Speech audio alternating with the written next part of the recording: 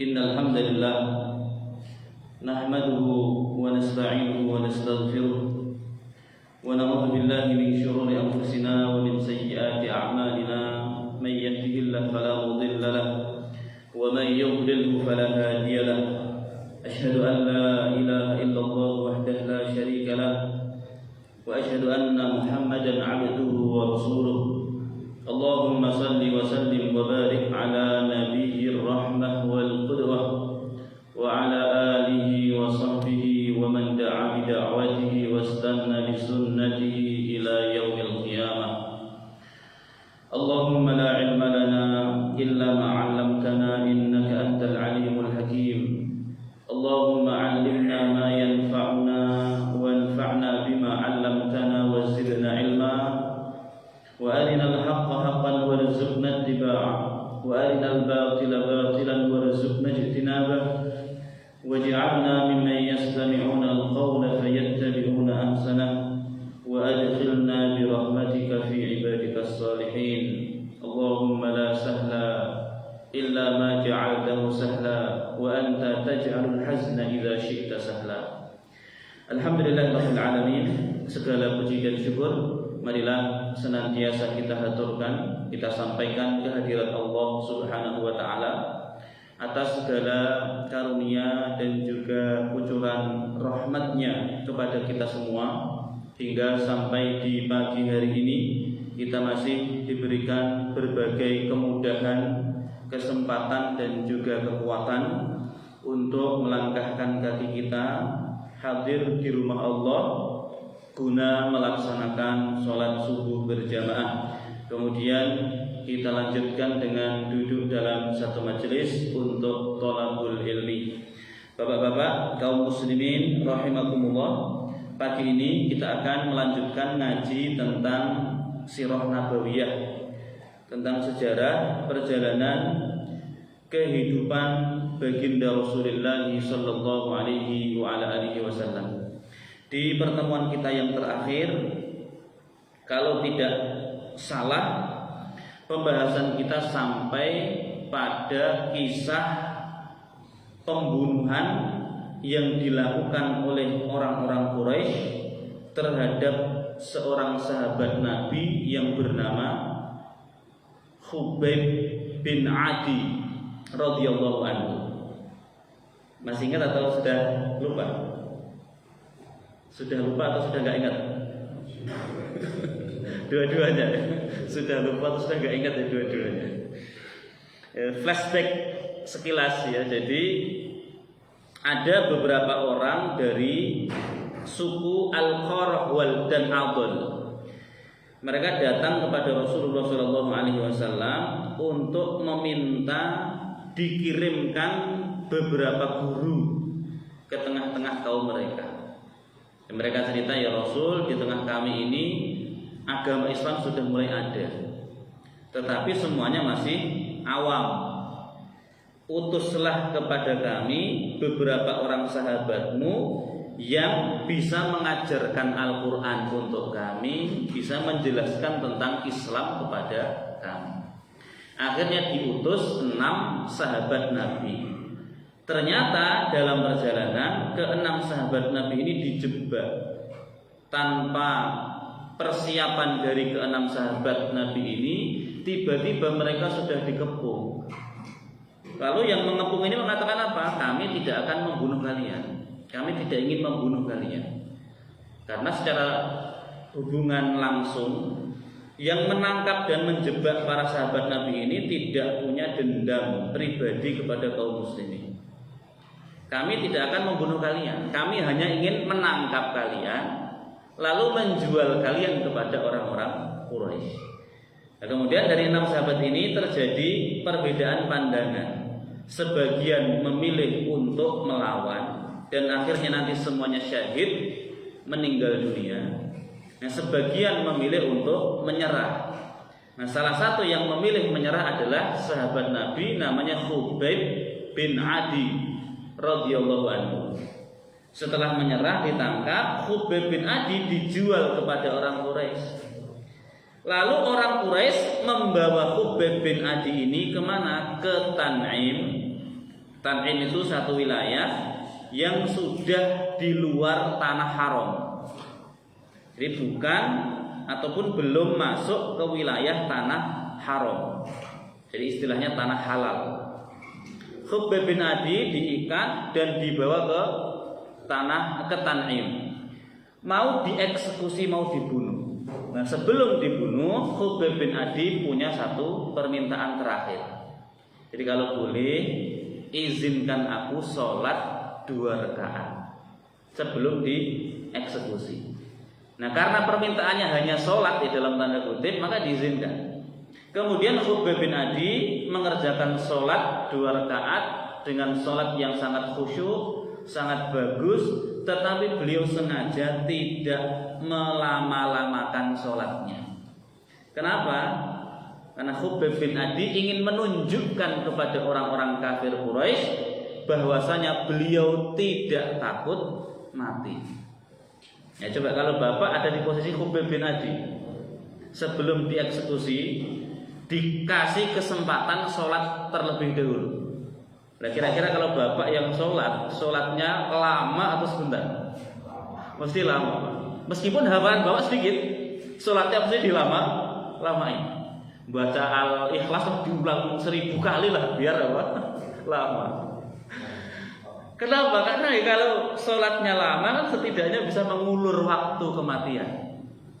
Ya, kalau yang hafal Quran kan rakaat pertama baca Al-Baqarah, lanjut Ali Imran, lanjut An-Nisa.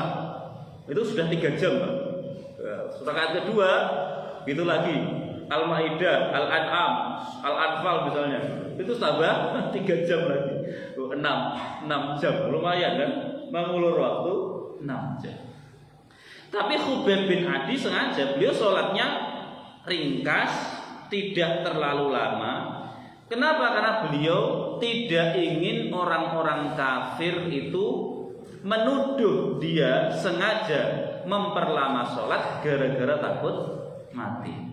Jadi kalau boleh dikatakan dia itu malah mengatakan begini, aku sengaja memperpendek sholatku karena aku pengen menunjukkan pada kalian bahwa aku tidak takut mati. Akhirnya beliau diikat kembali lalu dimutilasi. Tubuhnya itu dipotong-potong, ditusuk-tusuk sedikit demi sedikit. Nah, dalam keadaan seperti itu, orang Quraisy itu bertanya pada Khubayb bin Adi, Khubayb, apakah kamu pengen kalau tempatmu sekarang itu digantikan oleh Muhammad? Jadi biar Muhammad yang menanggung siksaan ini dan kamu merdeka, kamu bebas, senang bersama keluargamu. Gimana? Khubayb bin Adi mengatakan apa? Demi Allah, aku tidak rela kalau ada satu duri pun yang melukai tubuh Rasulullah SAW sementara aku baik-baik saja. Jadi nggak mungkin kalau ini adalah pengorbanan seorang sahabat Nabi. Jadi ibarat kata para sahabat itu rela mengorbankan jiwa, raga, nyawa sekalipun demi siapa? Demi Rasulullah SAW. Maka Abu Sufyan yang saat itu merupakan pimpinan orang Quraisy, dan Abu Sufyan ini belum masuk agama Islam, melihat keteguhan dan kecintaan Khubayb bin Adi kepada Rasulullah, sampai-sampai dia mengatakan, ma ra'aitu ahadan minan nasi yuhibbu ahadan ka hubbi ashabi Muhammadin. Ini pengakuan dedengkotnya orang kafir kala itu. Kata Abu Sufyan, aku belum pernah melihat seseorang mencintai orang lain seperti cintanya para sahabat kepada Muhammad sallallahu alaihi wasallam. Kok yo ada seorang teman mencintai temannya sampai rela mengorbankan nyawa. Itu baru dilihat, ditemui oleh Abu Sufyan terdapat pada kecintaan para sahabat kepada Rasulullah sallallahu alaihi wasallam. Saking herannya, kagumnya orang-orang kafir ini, kok yo ada orang seperti itu, mencintai orang lain melebihi cintanya pada nyawanya sendiri, mencintai orang lain seperti cintanya sahabat kepada Muhammad. Pada situ. Nah, lalu sebelum Khubayb bin Adi menghembuskan nafas terakhir, beliau sempat mendongakkan pandangan ke atas. Lalu beliau berdoa dengan doa yang membuat takut seluruh hadirin pada kala itu.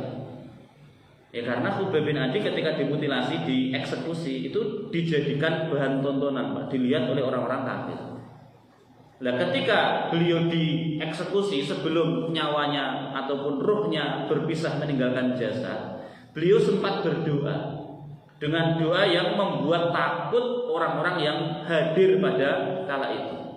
Beliau membaca doa, Allahumma ahsihim adada waqtulhum badada wala tughadir minhum ahada.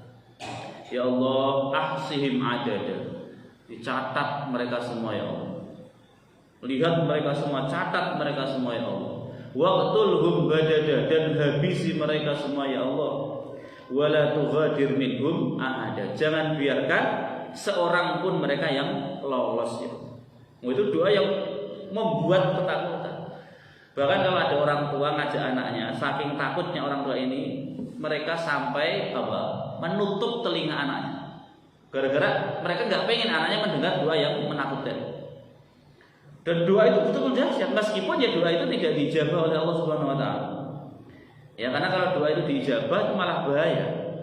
Ya, penghapusan ataupun pemusnahan yang sifatnya all out, totalitas itu nggak akan terjadi untuk umat Nabi Muhammad SAW.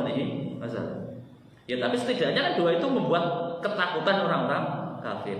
Nah, di antara hadirin atau yang hadir pada kala itu ada seorang namanya Sa'id bin Amir al-Jumahi.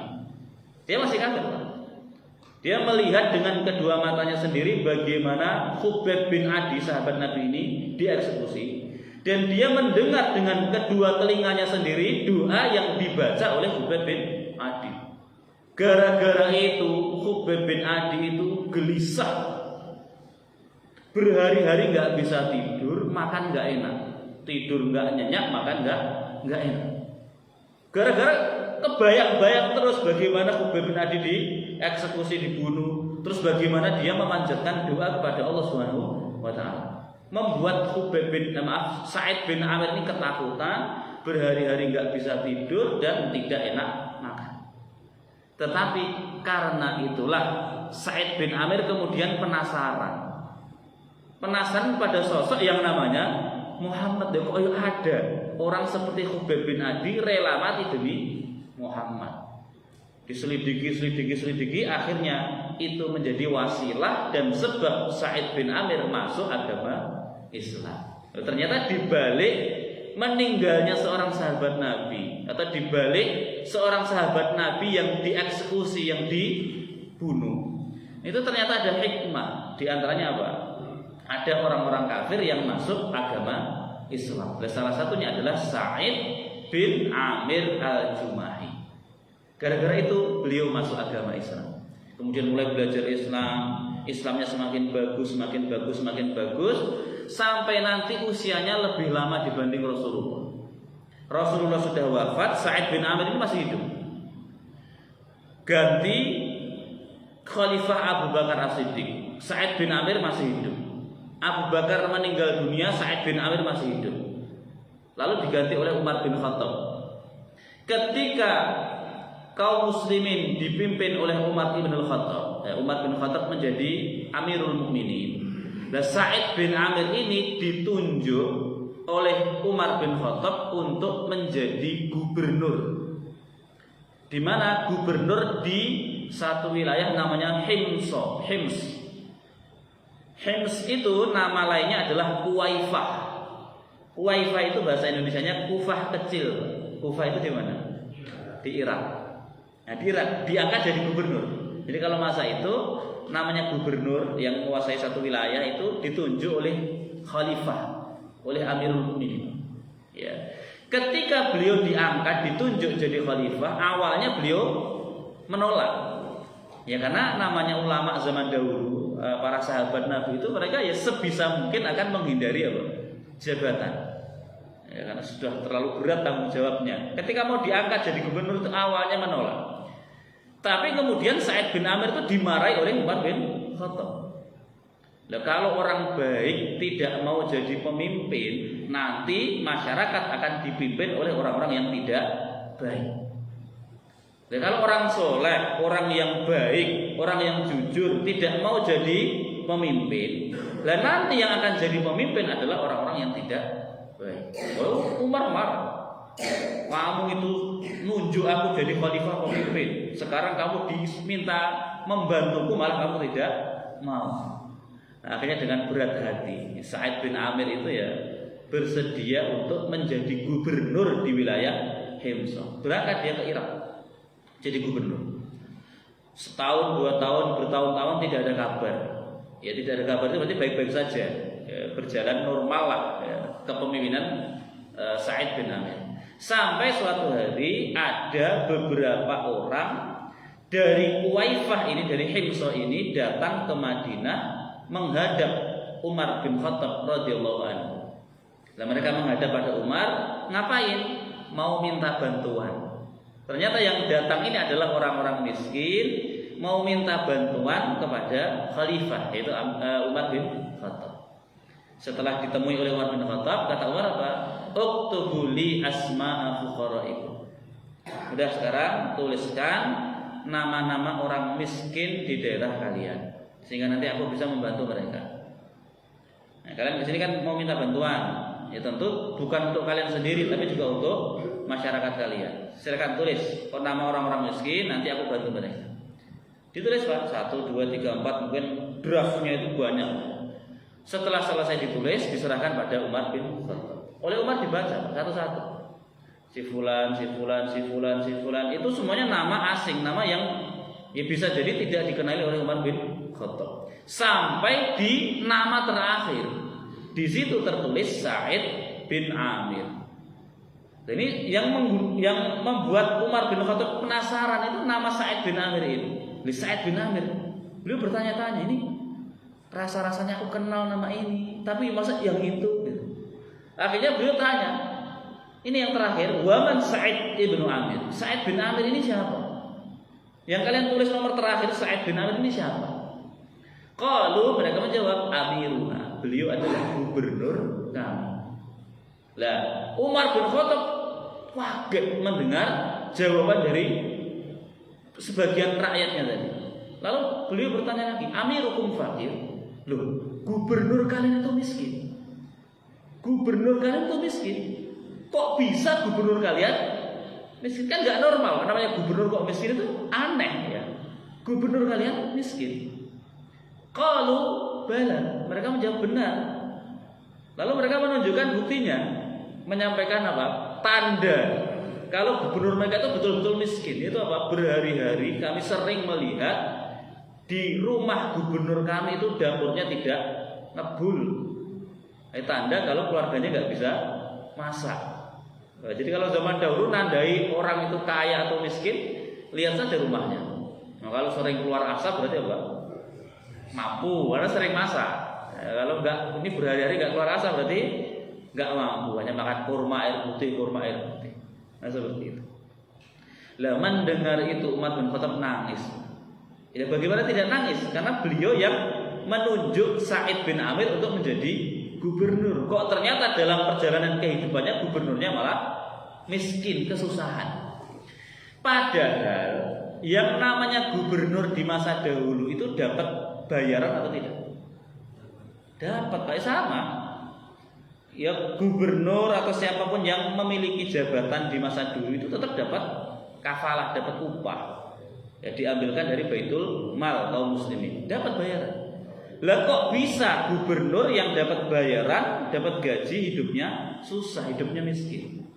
Nah, berarti di situ kita paham bahwa susahnya Sa'id bin Amir atau miskinnya Sa'id bin Amir itu bukan karena keadaan, melainkan karena apa? Pilihan. Jadi miskin karena memang memilih untuk miskin. Punya duit sudah diserahkan pada orang lain, punya harta disodakohkan habis. Itu pilihan. Bukan karena keadaan sudah mati-matian nyari duit tetap apa? Miskin. Itu keadaan, Pak. Sudah mati-matian, banting tulang, kepala jadi kaki, kaki jadi kepala. Masih miskin, itu miskin keadaan. Tapi kalau miskin pilihan itu duitnya banyak, duit dia datang dengan mudah, tapi dia habiskan harta itu untuk kebaikan dan dia memilih untuk hidup seadanya atau sederhana. Itu miskin yang karena pilihan. Nah, justru yang dilakukan oleh Sa'id bin Amir ini, beliau meneladani Rasulullah. Karena Rasulullah itu seperti itu. Beliau nggak cinta harta, ya, jadi ngambil dari dunia itu ya seperlunya saja. Selebihnya disedekahkan, diinfakkan di jalan Allah. Nah, akhirnya Umar bin Khattab memberikan bantuan kepada orang-orang miskin tadi dan secara khusus menyiapkan bantuan untuk Sa'id bin Amir berupa sekantong emas. Karena masa itu mata uangnya masih dinar emas, ya. Disiapkan sekantong emas. Terus kata Umar pada utusan orang-orang Himsa tadi, ini bantuan untuk kalian bagikan kepada orang-orang miskin. Dan ini secara khusus ini serahkan pada gubernur kalian. Aku titip salam, sampaikan salamku untuk gubernur kalian, dan ini sampaikan hadiahku untuk Pak Gubernur kalian. Akhirnya mereka pulang, terus bagi-bagi bantuan kepada orang-orang miskin. Terakhir mereka sowan ke rumah Pak Gubernur. Begitu datang ke rumah Pak Gubernur, mereka menyampaikan salam dari Amirul Mukminin, dari Umar bin Khattab, terus menyerahkan satu kantong berisi emas. Diterima oleh Sa'id bin Amir, karena Sa'id bin Amir nggak tahu isinya apa, cuma terlihat kantong saja. Nah, akhirnya tamunya pulang, Sa'id bin Amir masuk rumah. Begitu sampai di rumah, dia buka hadiah dari dari Amirul Mukminin, dari Umar bin Khattab itu. Begitu dibuka, kaget, ternyata isinya apa? Emas yang berkilau. Isinya itu 1000 dinar. 1000 dinar itu kalau dirupiahkan itu sekitar 4 miliar. Sekitar ya. 4 miliar lebih lah ya. Uang 1 dinar itu 4,2 gram, 4,25 gram emas.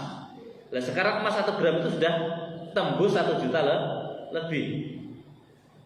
Tembus 1 juta lebih. Jadi kalau 4,25 gram, jadi 1 gram itu 4.250.000 kali 1000 itu 4,25 miliar. Itu seorang gubernur dapat hadiah dari khalifah. Kalau rupiah itu 4,25 miliar. Itu dimakan sampai mati itu nggak habis. Kalau sekedar hidup untuk beli nasi, apalagi singkong itu nggak akan habis sampai mati, itu nggak habis. Ya. Begitu melihat kalau yang dikasih oleh Umar bin Khattab adalah emas yang jumlahnya sangat banyak, Sa'id bin Amir itu bukannya bahagia tapi malah sedih. Ini kalau nyari orang aneh itu salah satunya Sa'id bin Amir. Bukannya alhamdulillah tetapi apa? Inna lillahi wa inna ilaihi rajiun. Dapat emas yang begitu banyak, dapat harta yang melimpah, bukannya sujud syukur dengan mengucapkan alhamdulillah, tapi malah justru mengucapkan apa? Inna lillahi wa inna ilaihi rajiun. Sampai istri beliau yang di belakang di kamar itu kaget, bertanya-tanya kenapa kok suaminya mengucapin inna lillahi wa inna ilaihi rajiun. Terus istrinya tanya, suamiku ada apa? Apakah Umar bin Khattab meninggal dunia? Tanya istrinya begitu. Oh enggak, musibahnya lebih besar. Apakah kaum muslimin kalah dalam satu peperangan? Enggak, lebih besar lagi. Terus apa musibah yang lebih besar? Kata Sa'id, dakhalat alayya dunya litufsida akhirat. Telah datang kepadaku dunia untuk merusak akhiratku, wa halatil fitnatu fi baiti, dan sudah masuk fitnah ke dalam rumahku. Nah, jadi beliau memandang dunia itu sebagai satu hal yang bisa berpotensi merusak akhirat dan menganggap harta itu sebagai fitnah. Itu cara pandang Sa'id bin Amir. Makanya beliau nggak senang lama-lama pegang apa? Harta. Itu masalah sudut pandang. Ya, kalau Sa'id bin Amir menganggap harta sebagai fitnah, nah kita menganggap harta sebagai apa? Rahmat. Makanya kita pegang erat-erat ya. Karena ini rahmat Allah. Akhirnya kata istrinya, ya sudah, kalau itu fitnah, segera keluarkan dari rumah kita. Akhirnya dibantu istrinya, 1000 dinar itu cuma dibagi ke kantong-kantong kecil, dan nanti semuanya didistribusikan, dibagikan, diberikan pada orang-orang yang tidak mampu. Tidak ada satu keping, satu dinar pun yang diambil oleh Sa'id bin Amir. Coba, ini mencari pasangan suami istri seperti mereka zaman ini itu udah mungkin nggak ada, Pak.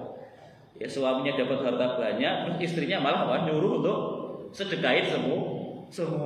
Itu susah Pak, dari kayak gini. Malah kita takut kalau punya istri seperti beliau, dapat gaji langsung udah sedekahin semua. Malah takut gitu. Baik. Nah akhirnya beliau sudah membagikan seluruh pemberian Umar bin Khattab tadi kepada masyarakatnya yang tidak mampu. Nah, terus suatu hari di lain kesempatan Umar bin Khattab melakukan kunjungan ke Himso. Biasalah namanya pimpinan itu kan kadang-kadang melakukan safari kunjungan.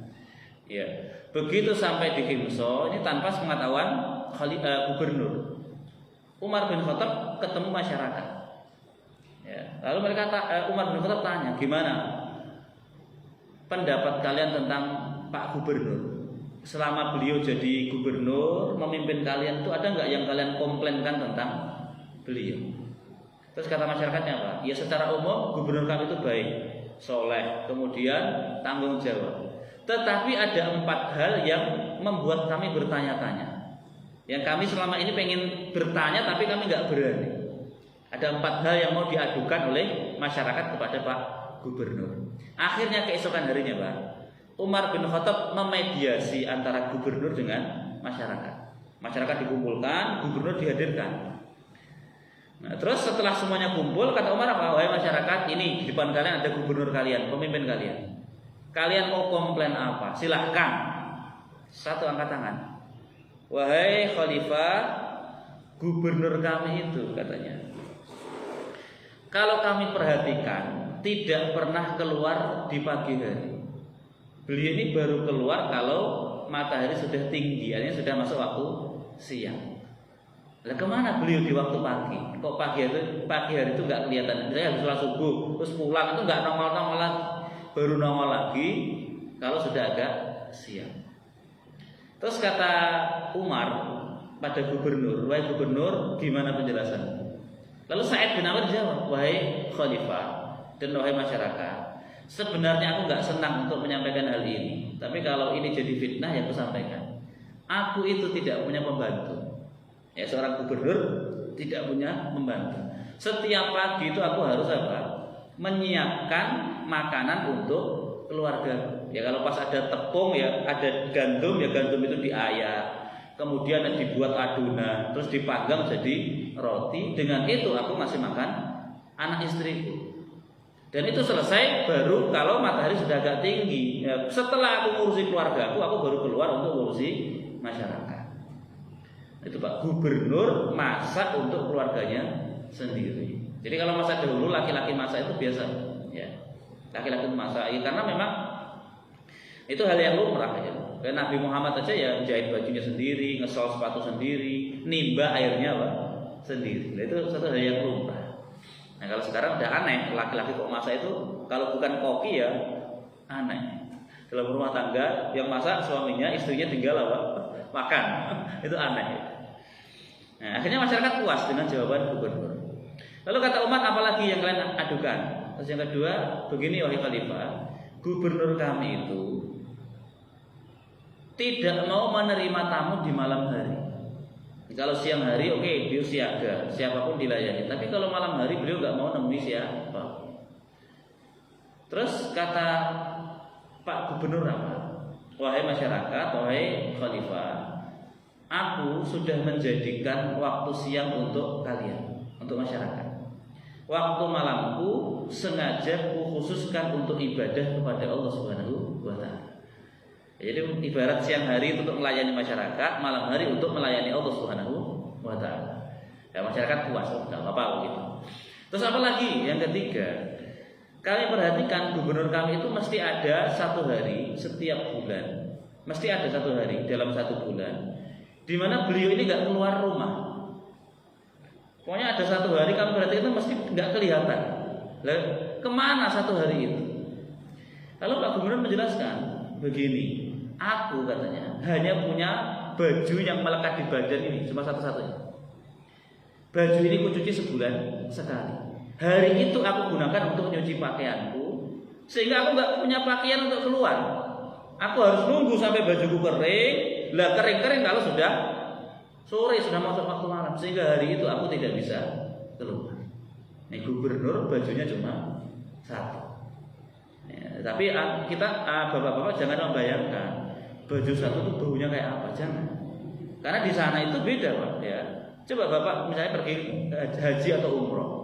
Bapak pakai baju satu, nggak ganti berhari-hari itu baju tidak apa? Tidak bau. Yuk, karena apa? Keringat kita entah kenapa ya. Kalau pas di sana itu kita keringetan itu tidak bau. Maka bapak baju gamis satu misalnya, pakai baju satu gamis atau pakai koko satu. Di sana selama umroh 4 hari di Mekah, misalnya bapak nggak ganti baju, itu saja yang dipakai. Itu niscaya tidak bau. Lah makanya bapak jangan membayangkan itu baju sebulan sekali dicuci baunya kayak apa, enggak bau. Lah sebulan sekali itu untuk mengantisipasi supaya kalau ada najis yang menempel di badan, di pakaian. Nah di situ ya.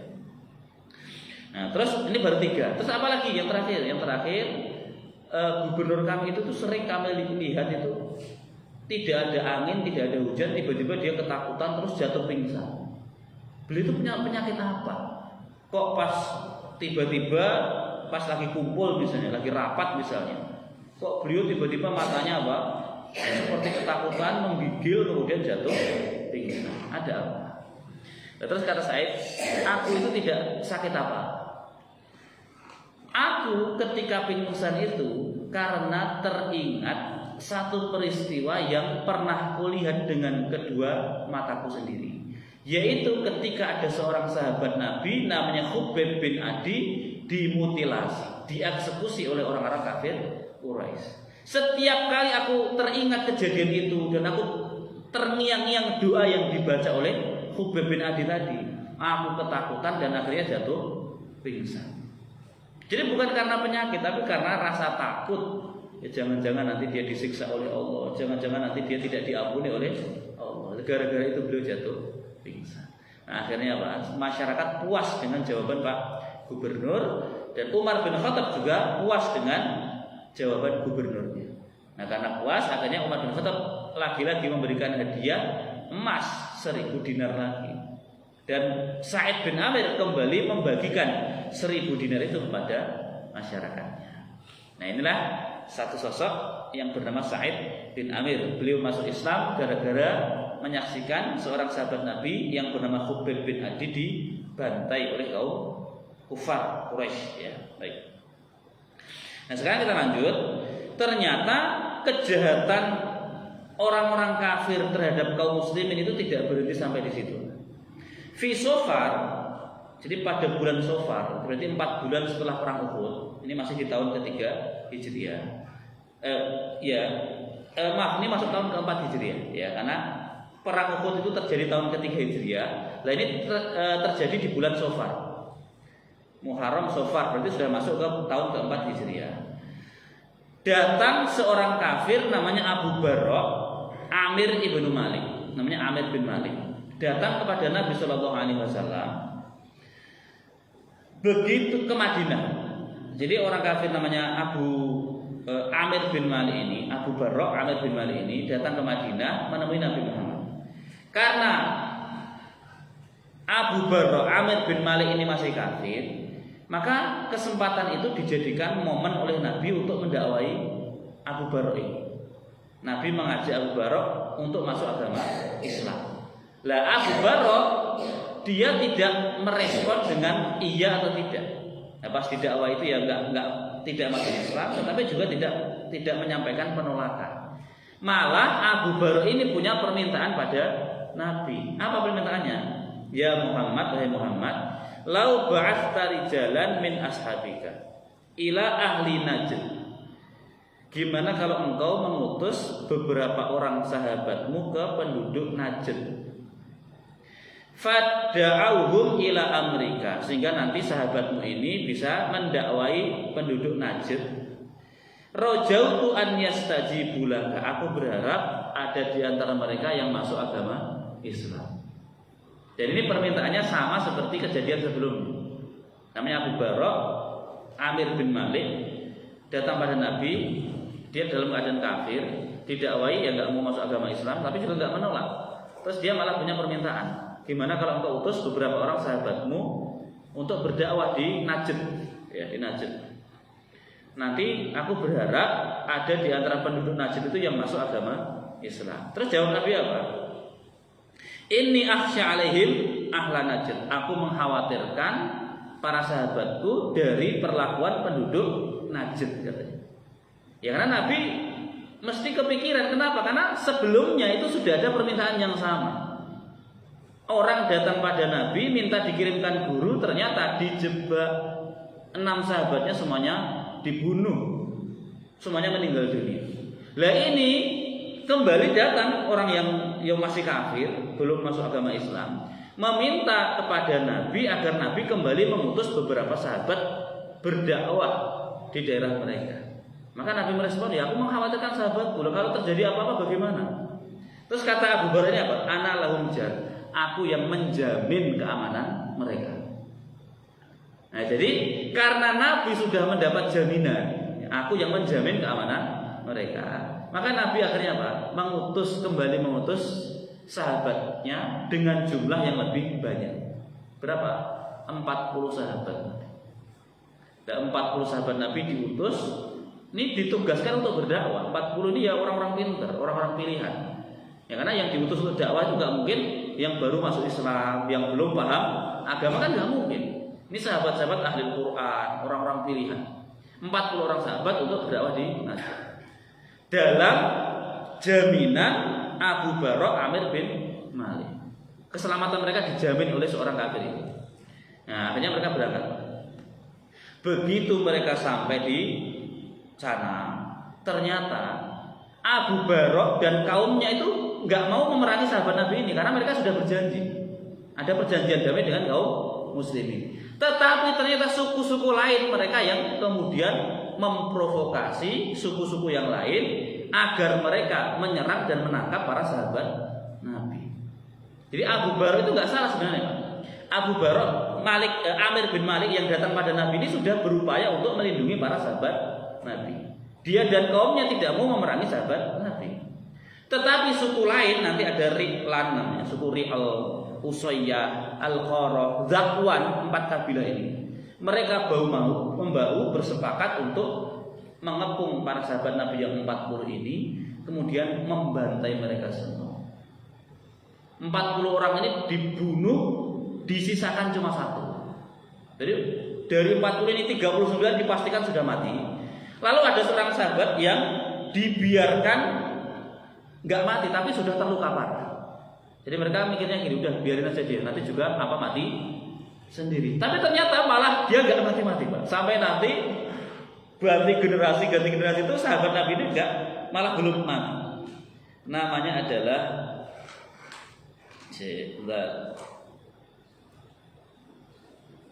Ka'ab bin Zaid. Nah, Ka'ab bin Zaid. Nah, para sahabat Nabi yang jumlahnya 40 ini dibantai. Di mana mereka dibantai? Di satu tempat namanya Bi'ru Ma'unah. Bi'ru Ma'unah. Maka dalam sejarah kejadian ini disebut apa? Kejadian Bi'ru Ma'unah atau pembantaian di Bi'ru Ma'unah. Bi'ru itu sumur, Ma'unah yang nama tempat, ya. Sumur Ma'unah. Bi'ru Ma'unah. 40 sahabat dibantai oleh orang-orang kafir, semuanya syahid, meninggal dunia. Disisakan satu orang namanya Ka'ab bin Zaid. Ka'ab bin Zaid sudah terluka parah, Pak, bersimbah darah, tapi masih hidup. Oleh mereka sengaja dibiarkan, udah biarin aja dia, nggak usah dibunuh. Nanti kalau darahnya habis juga mati apa sendiri. Tapi justru apa, Allah takdirkan dia selamat sampai nanti baru meninggal saat perang apa? Perang Khandaq. Nah, kalau tidak salah saat perang apa? Perang Khandaq. Perang Khandaq itu ketika kaum Madinah dikepung oleh apa? Orang-orang kafir, dan nanti para sahabat serta Rasulullah menggali apa? Menggali parit. Atas usul sahabat Nabi namanya Salman Al-Farisi. Baik. Nah, gara-gara itu nanti kemudian Rasulullah apa? Melakukan doa di sholat 5 waktu dengan membaca apa? Doa kunut. Nah, inilah yang menjadi sebab atau sejarah adanya kunut apa? nazilah. Nah, kunut nazilah. Kunut nazilah itu kunut yang dibaca di setiap sholat, ya, tidak hanya pas sholat subuh saja, tetapi di semua sholat 5 waktu. Ya subuh, ya zuhur, ya asar, ya maghrib, ya isya. Itu dibaca Nabi ketika para sahabat yang 40 ini dibantai oleh 4 kabilah. Di dalam doa itu Nabi berdoa supaya Allah melaknat 4 kabilah. Suku Ri'lan, Zakwan, Al-Qarah dan Usayyah. Ya Allahumma al'an Ri'lan wa Zakwan wa Usayyah wal Khar. Ya Allah, laknatlah kaum Ri'al, Zakwan, Usayyah, Al-Khar. Ini nama-nama kabilah masa itu. Mereka yang terlibat dalam pembantaian para sahabat Nabi. Itu namanya kunut nazilah. Kunut yang dibaca Nabi selama 1 bulan di 5 sholat atau di semua sholat 5 waktu. Subuh ya kunut, zuhur ya kunut, asar ya kunut, maghrib ya kunut, isya ya kunut. Dan kunutnya kapan? Di rakaat terakhir. Ya seperti sholat subuh tadi. Habis di rakaat terakhir, setelah sami Allahu liman hamidah, baru baca kunut. Nah, akhirnya kunut nazilah ini menjadi sunnah yang bisa kita amalkan ketika ada musibah atau bencana yang menimpa kaum muslimin. Ya, misalnya saudara kita di Palestina dibantai oleh Yahudi Zionis. Nah, kita boleh misalnya mulai saat ini sampai sepekan ke depan kita akan senantiasa mendoakan saudara-saudara kita dan juga mendoakan kehancuran untuk yang membantai kaum muslimin dengan membaca kunut apa? Nazilah di semua sholat 5 waktu. Itu boleh apa? Ya kayak dulu pas musim corona itu awal-awal kan banyak yang apa? Setiap sholat baca kunut. Nah, itu namanya kunut nazilah. Baik. Nah, di dalam pembantaian kaum muslimin tadi, jadi ada 40 orang yang semuanya dibantai, tersisa 1. Ternyata ada 2 sahabat Nabi yang dia terlambat datang. Jadi ketika 40 orang ini sudah sampai di Bi'ru Ma'unah, 2 orang sahabat Nabi ternyata jalannya karena pelan, dia terlambat di belakang. Sehingga 2 orang ini selamat dari pembantaian. Lalu 2 orang sahabat ini awalnya tidak tahu mengenai keadaan teman-temannya. Yang memberitahu mereka adalah ada banyak burung di sekitaran Bi'ru Ma'unah. Jadi mereka dari kejauhan melihat kok di sana banyak burung gagak atau burung-burung pemakan apa? Bangkai. Lalu mereka mikir pasti terjadi apa? Sesuatu. Akhirnya mereka mendekat. Begitu 2 orang itu datang, mereka melihat semua teman-temannya sudah dibantai dan di sana ada orang-orang kafir yang membantai mereka. Itu mereka melihat 2 orang ini melihat dari kejauhan. Loh, semua teman-temannya sudah bersimbah darah, sudah dibantai. Dan orang-orang yang membantai masih di situ. Coba, kalau Bapak jadi 2 orang sahabat ini, yang Bapak lakukan apa? Kabur atau serang? Nah, ternyata 2 orang ini Pak, dialog dulu. Satu ini namanya nggak usah sebutkan, namanya asing di tengah kita. Yang satu bertanya, ini kita harus ngapain?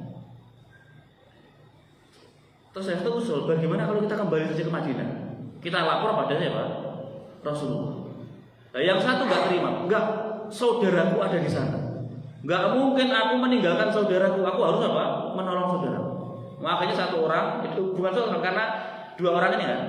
2 orang ini akhirnya sepakat menyerang. Ya, 2 orang menghadapi ratusan mungkin ribuan orang.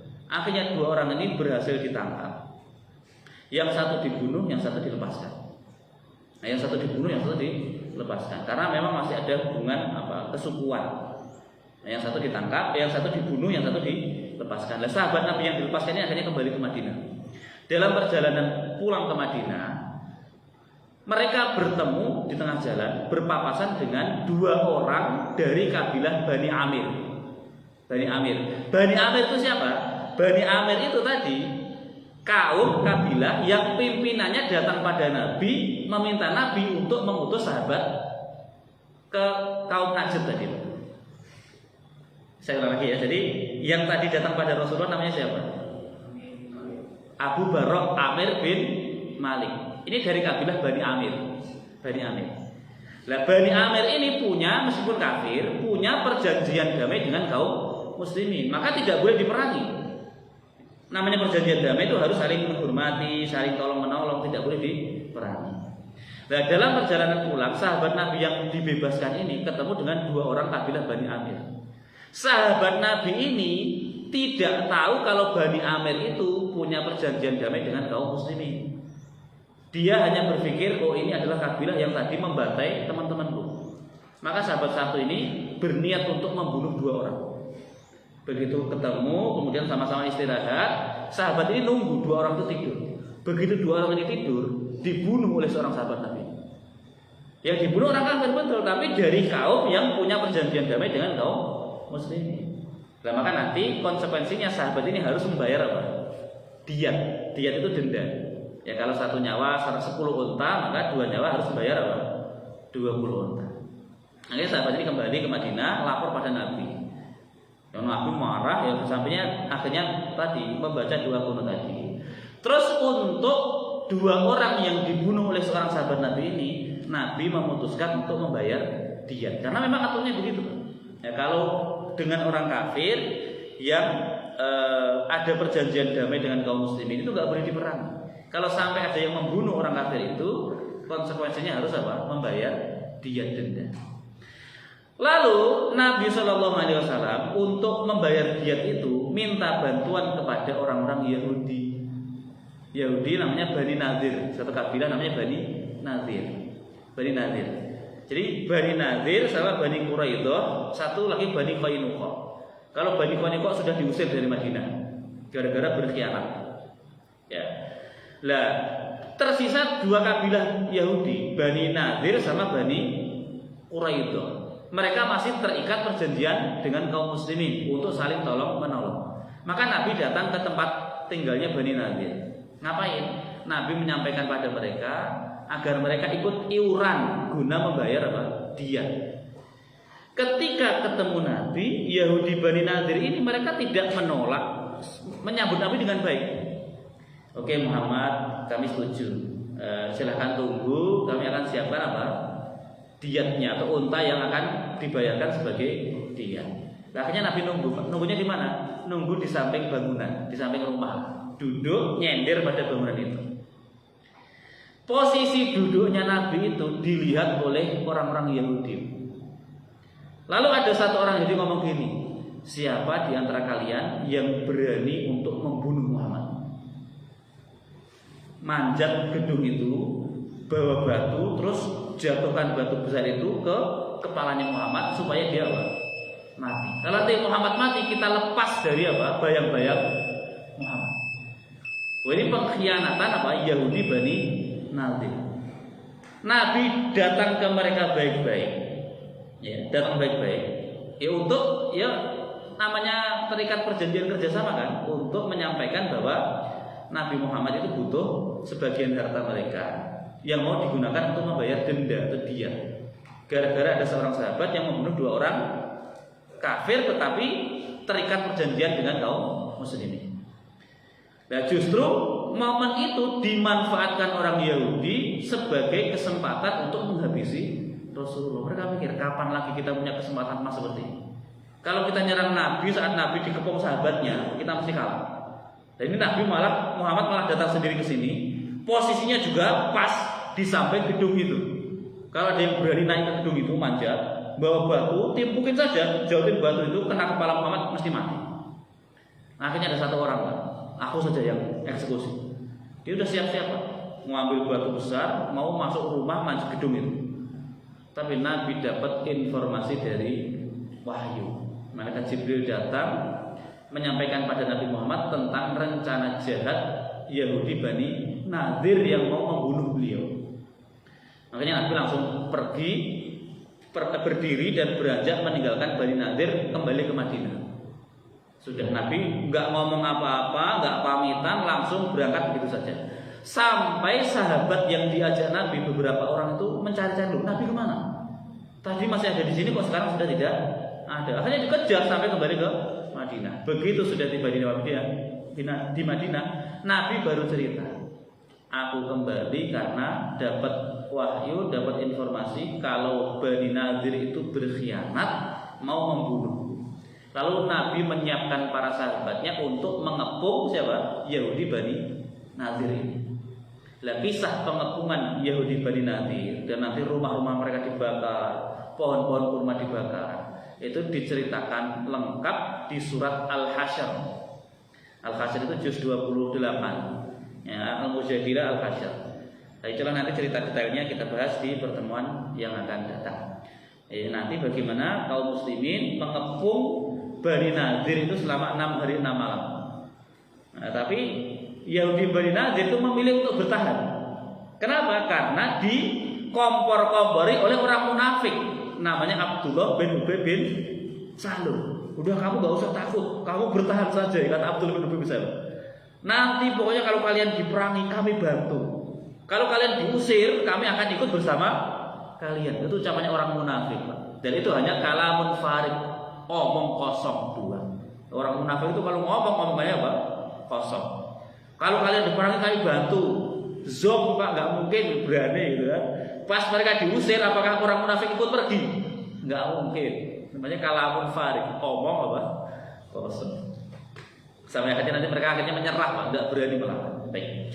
Sampai di sini, jalan nanti detailnya bagaimana Bani Nadir ini dikepung kemudian diusir dari Madinah kita bahas di pertemuan yang akan datang. Wallahu a'lam bishawab. Baik. Sebelum kita akhiri, barangkali ada pertanyaan dari jemaah, dipersilakan.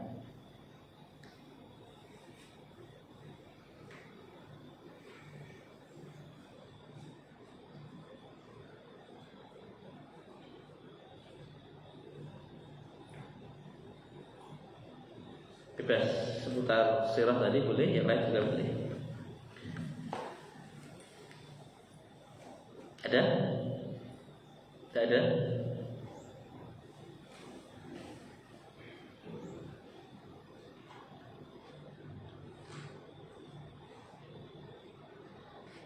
Cukup? Baik. Berhubung tidak ada yang ditanyakan, kita cukupkan untuk ngaji pagi hari ini. Mari kita akhiri dengan membaca doa kafaratul majlis. Subhanakallahumma wa bihamdika, asyhadu an la ilaha illa anta, astaghfiruka wa atubu ilaik. Assalamualaikum warahmatullahi wabarakatuh.